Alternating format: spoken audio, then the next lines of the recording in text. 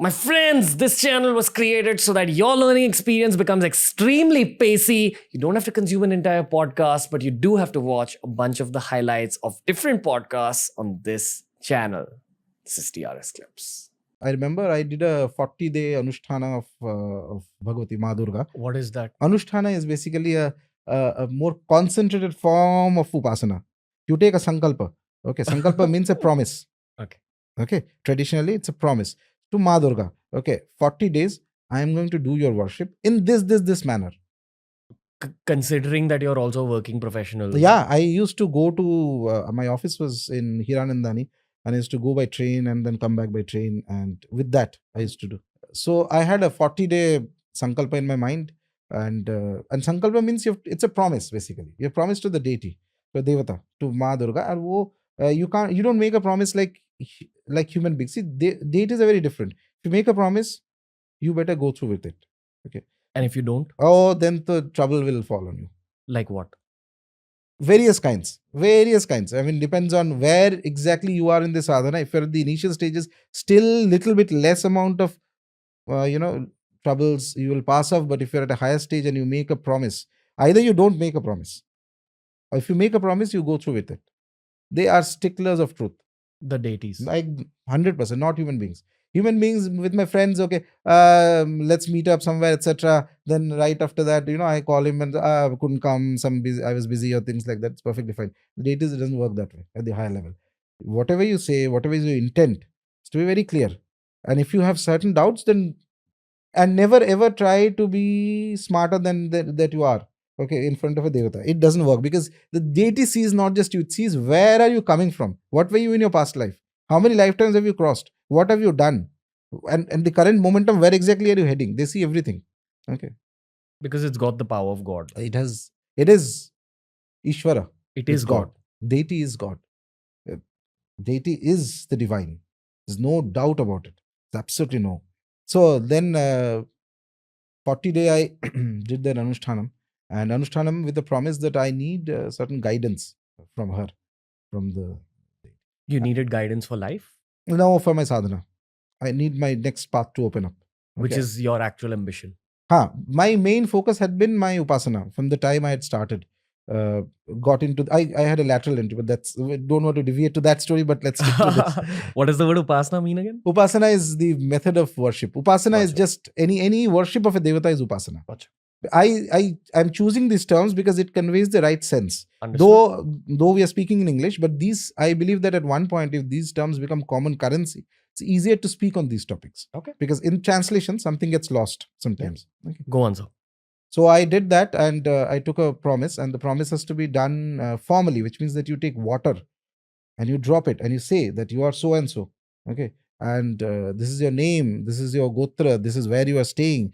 You want to worship XYZ Devata through this method for so many days for whatever results you want. Okay, like that. And then you drop the water. Basically, it's keeping witness. Sakshi. Whom are you keeping witness? Jal Tattva, water. On the ground, that is the earth, everything. They are witness to your promise. Okay. So you go back in your promise. These two tattvas are going to react to you. And not just that, the deity himself or herself will react with you. Okay. So they are like, and the other thing that happens is, they test you once you make a promise. So if you don't do a Anushtan like that, you just normally worship, it's one thing. Once you do an Anushtanam, then what happens is the deity is also going to test you. Test you means, are you fit for it? But I remember when I did that 40-day thing, very third, fourth day, I felt tremendously ill. I mean, I had, I think, 100, 203 fever.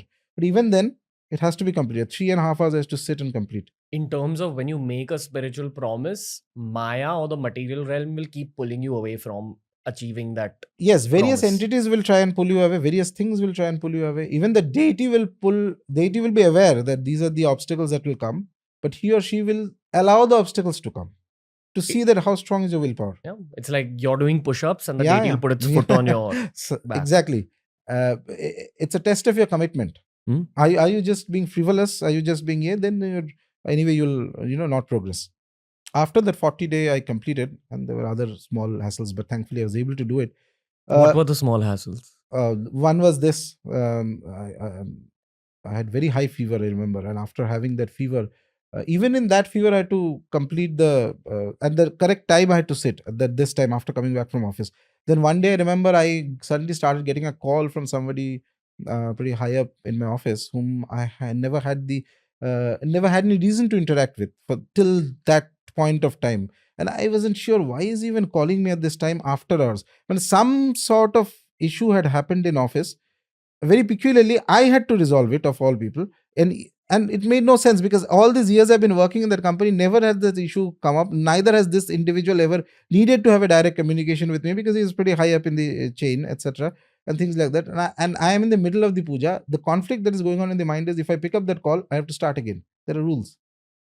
3.5 hours. Again, I have to start. And I'm already tired after office and coming back. Okay.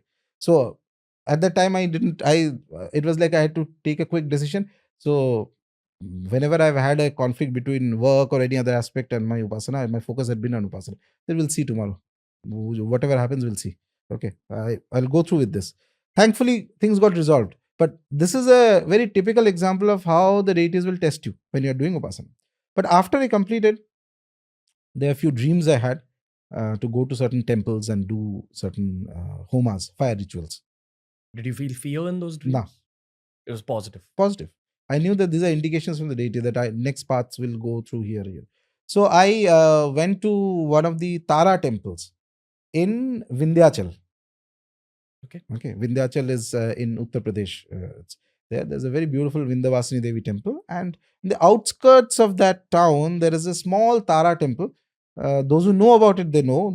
It's not widely popularly known, but somebody had suggested. Me and two of my friends had gone there. And I remember once I entered into the Tara temple, there was one sadhu sitting there, and there was a dhuni. Dhuni is a continuously burning fire. Small amount of fire will go on, so you can do fire rituals on that dhuni. Okay, and the sadhu was there, and he told me suddenly that you should do a homa there, and that fire was very different. By the way, what did he say? Homa is a fire ritual. Basically, when you do a Ganpati homa or something like that, basically you light a fire, you consecrate a fire, and you worship the deity in the fire. Okay, so when you're worshipping a vigraha, a murti, you're worshipping the deity in Prithvi Tattva. It's made of mud or wood or something like that. When you're worshipping in a fire, you're worshipping the deity through Agni Tattva. So like that, all the 5 tattvas can be employed in the worship of a devata. Understood. So fire rituals are fundamental to dharma. It has to be there everywhere. So that fire had a specific, that's different from the other normal fire, because that specific fire was taken from a cremation ground. Okay, so there is one fire which is the average we use for all, whether for puja purposes or whether cooking, etc. And then the fire that comes from the cremation, which has touched a body, a dead body, etc. So that has a different property altogether, and it's normally not to be trifled with casually at all, because it has a tremendously different kind of property and different kind of effect, etc. Just one note for international listeners. In Hinduism, Agnidev is considered the distributor of energies. Yes. In terms, Agnidev is the god of fire. God of fire. So way of saying fire is a portal to like higher realms. Yes. And higher energies. Yes. And also in the Vedic conception, fire is the priest of the deities. He is the Purohita. You have a Panditji when you need to do a puja, you call somebody. So fire acts as the priest. He's the one who will connect you to the realm of the gods. So that's why fire is very important. He's a deity in himself, and he also connects you to the devatas. Whomever you want to worship, fire will connect you if you do it in the right way. If you know the right methodology of doing, and this is known as a homa or a havan, what we call in North havan or homa, and extended version in the Vedas called the yagyas and all that things, etc. So what I did there was a homa to the deity, to the Ma Durga, basically. But the fire was different. The fire was a cremation ground fire. That fire is normally not to be used until you know what you're doing, because it, as I was mentioning, the moment you enter the cremation ground or the deities, then the rules also will change, because they have their own ways of things, etc. But anyway, by the blessings of the mother, it went wonderfully well. Fantastic it went. The nimittas were perfect. Nimitta means the signs that you will get. There's a whole science of these signs that come in, and it's difficult to explain, but as you go deeper, you realize this. Your gurus will tell you and things like that. And after a few days of that homa, I received a mantra in my dream, the deity. Okay. Like a beach mantra? No, full Like a full mantra? mantra. How did you remember it? That's because the dream came twice. So that one day it was very vivid kind of dream. I woke up and I saw that, and not just the mantra, it was like there were some actions that were being performed, some things were going on, etc. in the dream. Are you comfortable sharing uh, details? Okay. So there was one form of the mother, one of the Mahavidyas, very, very intensely powerful Mahavidyas. I saw her taking me to a pond, and there were two ponds actually. And she asked me in the dream that which one do you like? The color of the water was different. One was crystal clear and the other was bluish. And I pointed to one of them. I'll not say which one because those who know these things, they will understand what I'm saying. Those who do not know these things, they will have one understanding of what I'm saying. So after that, she kind of dips me in that water in the dream. And then there's a mantra that is told, and then it's told that you start doing that. But after the dream happened, it was very vivid. I woke up and I refused to do it because I know that that specific form of Mahavidya is intense. Okay. And Mahavidya Upasana should not be done just like that without a proper guidance from somebody or things like that, etc. So I resisted. I said no. And then my tendency in these things is not to act as the believer, to be a skeptic. If a dream comes, okay, let's hold on, wait, let's see. If there's something meant to be done, is there some action meant to be performed, nature is going to show you more signs. One dream could be your own mind playing tricks with you. All the time it happens. We want to believe that we are very good. So tomorrow I'm dreaming of all the hundreds of deities that are coming. I mean, nothing. So in order to be on the, on the side of caution, and also because I thought that I was pretty not sure that is this the form I should worship. Not the form. I knew the intensity of the form is very strong. So I did not do anything. But the dream repeated itself again after a few days and with more vigor, so that I remembered exactly what was going on, etc., etc. And then the inspiration came very strongly and I started doing that upasana of the form. Okay? With the mantra. With the mantra. And after doing a few months of that mantra sadhana means basically you're doing japa of the mantra, repetition of the mantra in a proper manner. Proper means not just roaming around and doing. You sit like in meditation. You sit. You have a japa mala and you keep doing. You counting. chant. Yeah, with the beads, with the rudraksha beads or whatever beads you have. You count how many times. Okay, you are counting it and doing the japa. So like that, as I kept doing.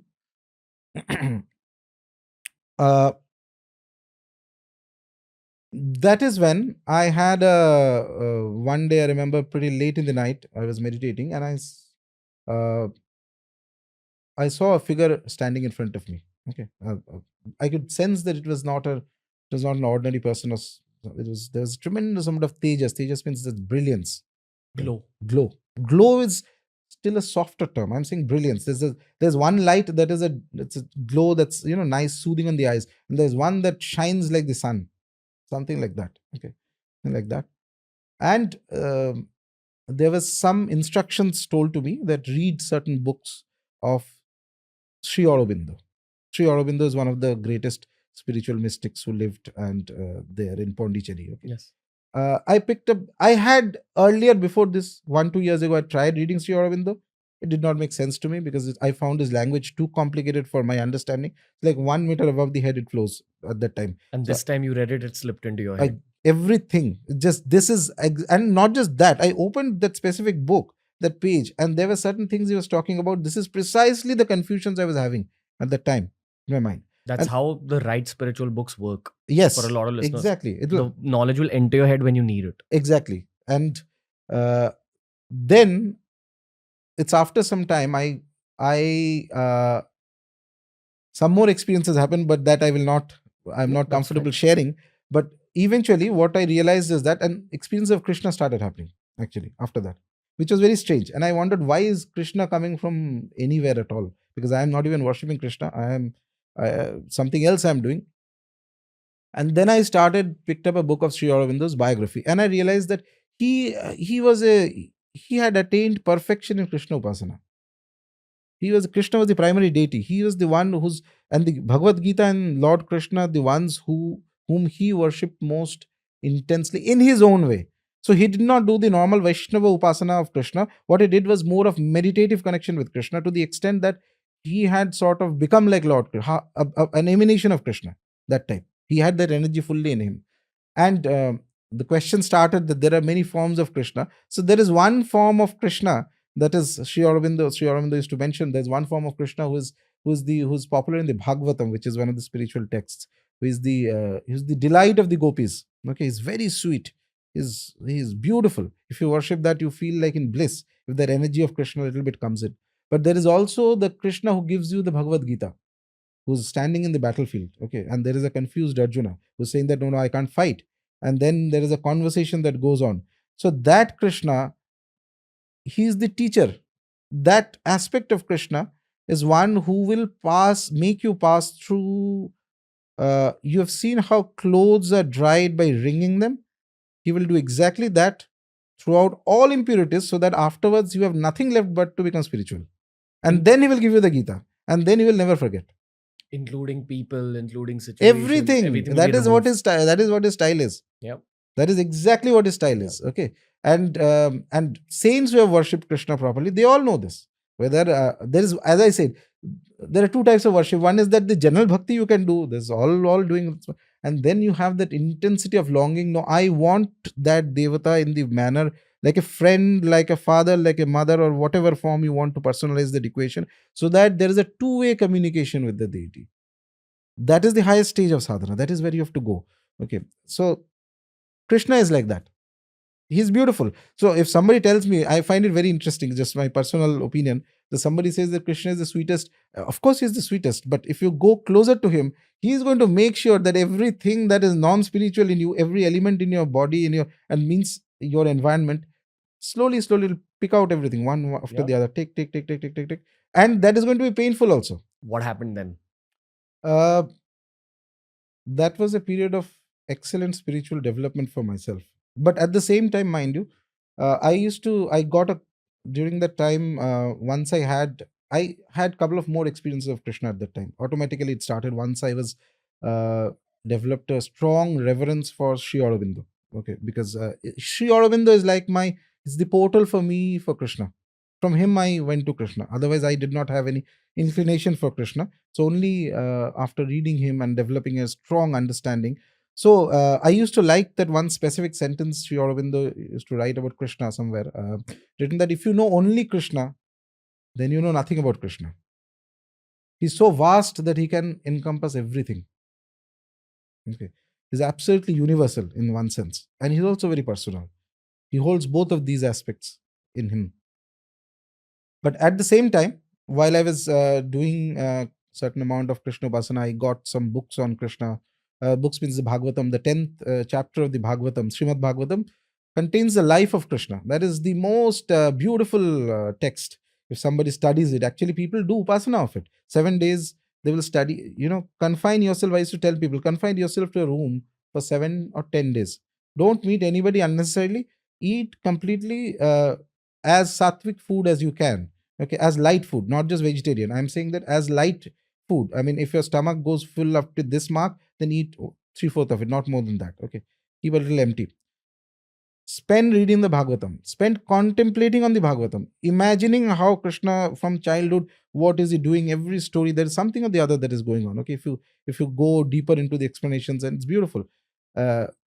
7-10 days you do that properly, and don't meet people. Don't no unnecessary phone calls. Cut off your internet and all that things. That is the biggest Rahu roaming around in the world. Okay, that's breaking of concentration is the easiest thing to do from the internet. But keep all that aside. Just do that. You'll have a blissful experience. That text has a power. It has a Shakti in it. So reading the Bhagavatam was very good. And meanwhile, at the same time, my primary Upasana was still going on. Okay, it doesn't stop. For the Mata. My main Devata Upasanas will always happen, wherever I may be. Even say today also, whenever I'm going somewhere, I have to first plan it this way that, okay, if I reach here, this amount of time I'll have to need to complete my, it's like a seva to the gods, service to the gods. Okay, I don't look at it as something like, I have to again complete. It's not like a task that is to be completed. It is something you do willfully out of joy. then only you will enjoy it. Then only you can sustain till the end. Otherwise, the moment you feel that, oh, just a task I have to complete, 100% after some days it will fall off, and then you will also fall off from the path. That's how it goes. Only those who can enjoy doing it, you look at it as a seva to the gods, okay? And they will also interact with you eventually. So anyway, that that sadhana was going on. The Krishna phase went on for a few months, and I read a lot of Sri Aurobindo. It helped me clarify many concepts about spirituality. And even though my path is primarily Tantropasana, I like Tantropasana, that's what I do. But I found no conflict in the ways Sri Aurobindo explained various things and how those applies to the traditional tantric path. Okay, he's a brilliant thinker. I mean, one of the best, in my opinion, that I've read, and I remain eternally devoted to him for the excellent writing he has done. But yes, his writing is a little complicated, so it takes time to get in. Once you understand the rhythm, and then you'll. Why have you highlighted this whole experience though? Like, what was special about this whole phase? Because that time, first of all, this came to mind because we were talking about Krishna. So that's why this episode came to mind, that I had an No, experience. but for you. So that was important in the sense that two things were going on. One was the Krishna Upasana, Krishna and Sri Aurobindo Upasana. In fact, once I remember, I was coming in a local train, coming to office, and I just finished reading the Bhagavatam in the morning, and suddenly, you know how Mumbai locals are, like full marpit going on, etc. So I get down from the train, and there's this, I don't know what, two groups were fighting among themselves or something. My mind was in a different state at that time. So I was going to office, but I was not fully aware that what is happening, okay, around me, etc. And I just somehow stepped into that fighting zone. And both the sides didn't know who I was with. So both of them started beating me. Okay. The funny part is, and just like that, okay, it was everybody was beating everybody. And then that's the few blows came in, and then my mind was back into the normal. Oh, where am I? Okay, what exactly it is? And this happened outside of the Vikhroli station, I remember, because I used to get down there from my office sometimes. And right after that, suddenly they realized that who's this guy? Okay, where did they, so they left me, and they kept doing whatever they were doing. Right after that, this guy comes, another guy, some random guy comes in. He opens a packet of sweets and says, "Sir, this is prasad from Krishna, Lord Krishna." Okay, and he puts one into my mouth. Okay, just like that. This was the. I mean, if you look at it rationally, it makes no sense. But for me, because I had just I was in that kind of a state. So you have to immerse yourself into the devata you're worshipping. And that time, my mind was completely into Krishna, completely into, okay, what he's the stories of the Bhagavatam, every description, various other things, the mantra upasana and whatever else was going on, etc. So that when he said that's from Krishna, that was like a shock. It's like a tongue. And then I felt very funny because this is precisely how he works actually when he decides to take somebody to the highest realms. So he will kind of cut out all the weed around you and things like that. What he thinks, he's not going to give you what you want, by the way. Well, that is impossible, that you sort of give up. That if he gives you that, then you are perhaps at the very lower stage of the upasana. After that, because human beings have this tendency that we love to hang on to our flaws. Otherwise, we would have self-progressed without the need of any devata. We love to hang on to our flaws. So that is when he does the Kurukshetra on you. And after doing the Kurukshetra, then the Gita will come to you. And then you will be in a must state. Cleansing. That is what Krishna does. Subscribe to TRS Clips to keep up with the highlights of the Ranveer Show. Lots of playlists curated just for you.